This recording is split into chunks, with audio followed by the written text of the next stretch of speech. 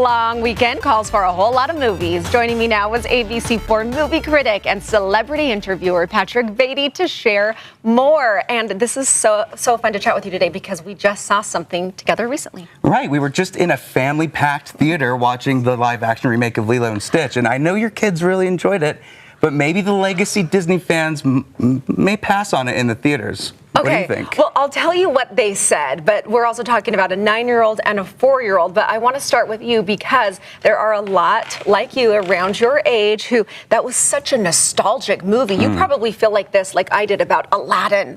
Right. What did you think about the live remake? Well, you know, the original is one of my favorite Disney films. I think that for kids, this is going to be really good. But for me, if you loved the original, there's a lot of that's missing that had in the original. That to me, maybe you can wait for it to come out on streaming. But if you're going to go to the theaters, it might be a skip it for me. You know what I thought? But I love Stitch, and he's adorable. And Lilo and her sister are incredible. Aren't they so good? Little Lilo is just an incredible actor. Yes, both are. So I appreciated that. Stitch was so cute. So our 9-year-olds, they love the cartoon. And I said after, how did that stack up? What do you think? And Charlie said, I liked it even more. Ooh. So a glowing review. Then little Link, who's 4, I don't know that I've ever seen him so emotionally invested in that kind of second half of a movie when a lot of action. He was going, oh no! He was so into it. And I think they both really liked it. Look, I'm human. I was crying at the end of that movie too. But yeah. Very much. We've got another mission should we choose to accept for today. Mission Impossible. The Final Reckoning is out right now. And you know, Tom Cruise, love him or hate him, but every movie seems like he's making a bet with Satan or doing some type of dare with him. The stunts are incredible. The action is nonstop. And this is one that you definitely need to see in the theaters. And we had a chance to talk with the cast. Not Tom Cruise, because I couldn't beat him in a sprinting competition, but one day. Lots of people. Let's take a look. Your team has been betrayed, Ethan. All your secrets compromised. Everything you are, everything you've done has come to this. Is there any type of like Mission Impossible initiation for the new actors? This whole film is an initiation. Trust me. Well, fortunately, I didn't have to go on any of those, crazy stunt adventures or have to sort of get into, stunt training, which a lot of my colleagues have had to do, and it sounds... You have to just be trained for everything in these films. Where, like, Top Gun, that was, I was flying an F-18, so that was that type of training. I can speak for her; she can speak for herself as well. But that one, she had a superpower already. I mean, she touching, sleep. So it was like, that was her power. But this one, we're just trained for everything. Yeah, and you have to do things practically. Oftentimes in big tentpole movies, they want to keep the actors safe and just do everything with CGI and stunt doubles. And for this one, it's really celebrated to do things, to like train hard and do everything yourself, which is amazing. I was kind of like the den mother of the new cast because we were all living together in Norway and Rome, and we were doing Dead Reckoning, and they were all they'd always come to me.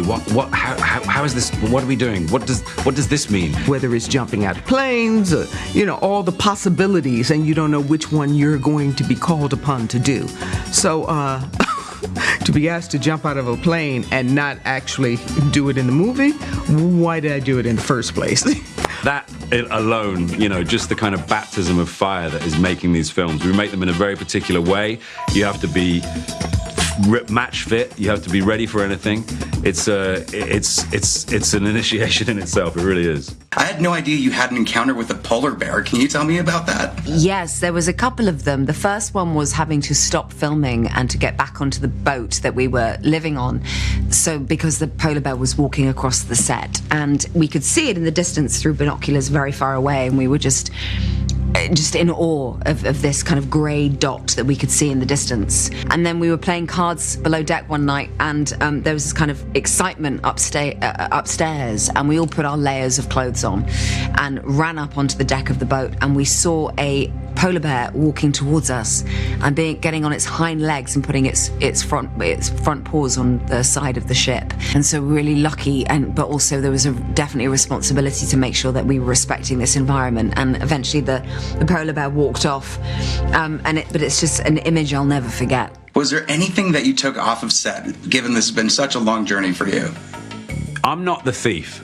Hayley Atwell is the queen of nicking things from the set. I stole quite a lot of things from this movie. Now, I don't know if she was doing method acting, because Grace is obviously a skilled thief. I think playing Grace sort of rubbed off on me, but I ended up stealing salt and pepper shaker, an ashtray, the key, a poison pill, a necklace, a watch, some fossils, documents I found in a drawer, and some broken glass. She's the queen of pilfering. I ain't steal nothing from set. I took like my sweater home, the sweatpants, when I'm changing out my costume. I stole what I called a husband beater, because you can't say wife beater anymore, so I call it the husband beater. Like what I'm wearing in the first fight. Tom said he stole a plane from set. That's and I'm fun. like, No, I challenged him to a dance off. I don't remember what the song was, but it was pretty good. It had a good groove, and he was down for the cause. I mean, we were celebrating him. And then even last night at dinner, at dinner last night I stole a bottle of Tom's hot sauce that the restaurant had made specially for him. That came home with me. I should have something. Do you know what I mean? I would like a mask or something. I think the trick is just distraction and just having sort of like a very innocent-looking face, being polite and British means that actually you can get away with a lot. Patrick, that is so funny. I've also stolen off of sets or theater.